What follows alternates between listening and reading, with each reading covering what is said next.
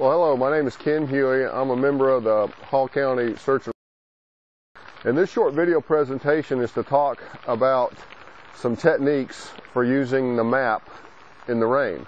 Of course, being in search and rescue, it's a very strong likelihood that when we're out looking for a person, it's probably going to be in bad weather, could be at night, combination thereof.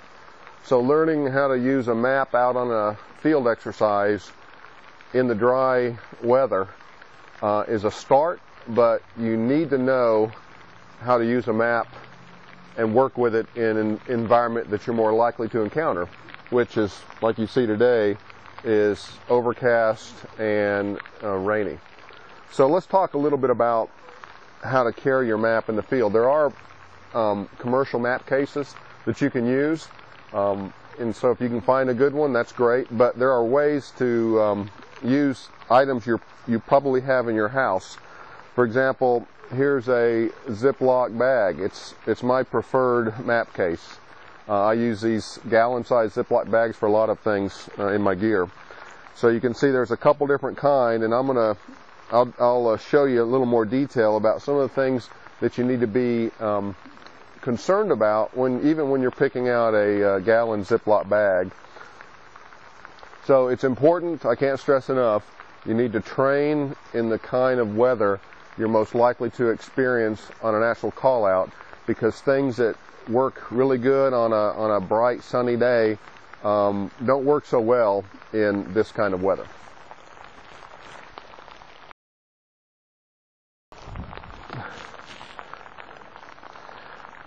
All right, let's talk a little bit about maps in the rain. Right here you can see we have a map, a very common sort of map that you'll see used on a search and rescue mission, especially if you're the initial responder. They may not have nice maps of the area. You may not have a nice map, so they're going to use a piece of mapping software and they're going to print something like this off.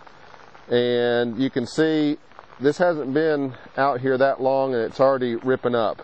So if you only have a paper map, you're going to be in deep trouble really fast. As an alternative, you could take a map like this before the mission.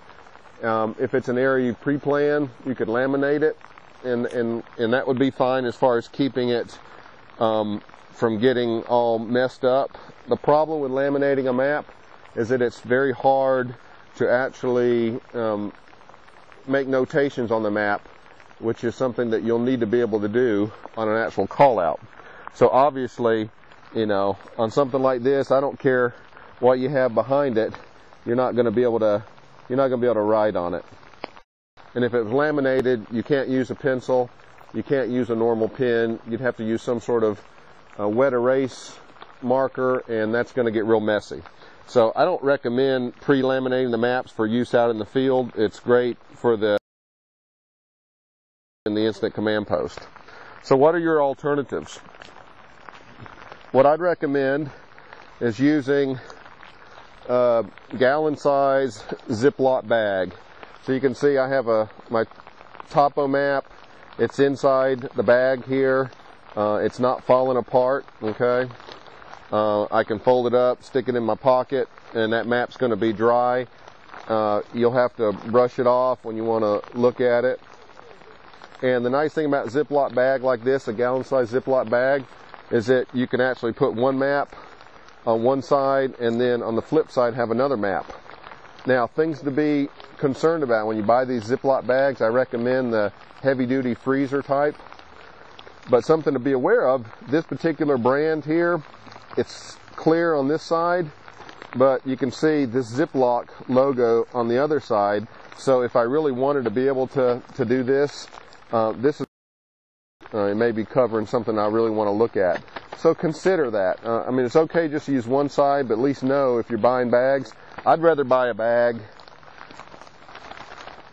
still a gallon-sized Ziploc bag, but it's got no logo on either side of the bag.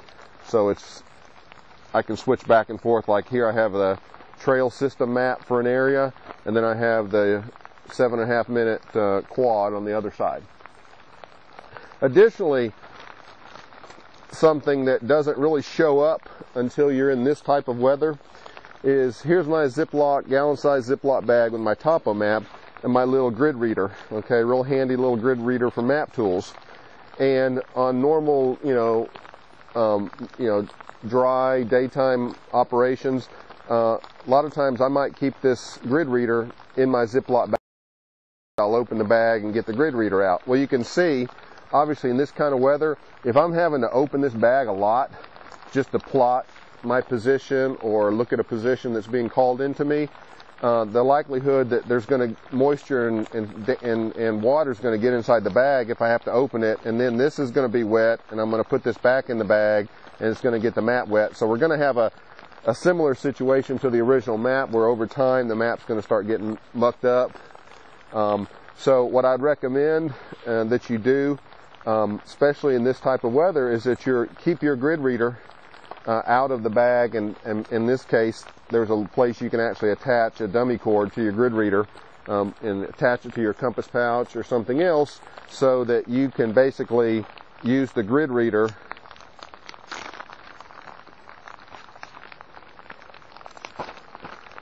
you always have your grid reader outside, so when I'm done with it, I'm not trying to put it back in my bag and potentially get my map damaged by the water. So those are some simple techniques, but if you haven't experienced it, you may not think about it until you actually get into an environment, and then if it's an actual live call out, you potentially are in trouble. Now there's another video that we'll do about, in this kind of weather, we talked about plotting items on the map, and as a general rule, I don't recommend using a pen to mark on my map for obvious reasons. You can't erase it. If you make a mistake, it's kind of stuck there. I don't recommend using some of these liquid type ink pens, which are great when everything's dry, but when you mark on a map with these, the ink runs.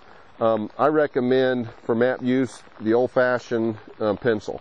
I like a traditional pencil like this. Mechanical pencils are okay, but the nice thing about this is that if the lead breaks, I don't have a sharpener handy, I can always pull out my pocket knife and sharpen it, and when I'm marking a map with this, it's not going to have a tendency to run like traditional ink.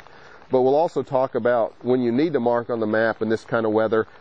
Sometimes you can shield the rain with your body, but there are some other techniques, especially with team members, where they'll actually assist you using a poncho or some other type of cover when you actually need to sit and spend some time out in the field updating your map or plotting new information. So you basically use a buddy system in order to be able to mark on your map and keep your maps where they're usable and functional.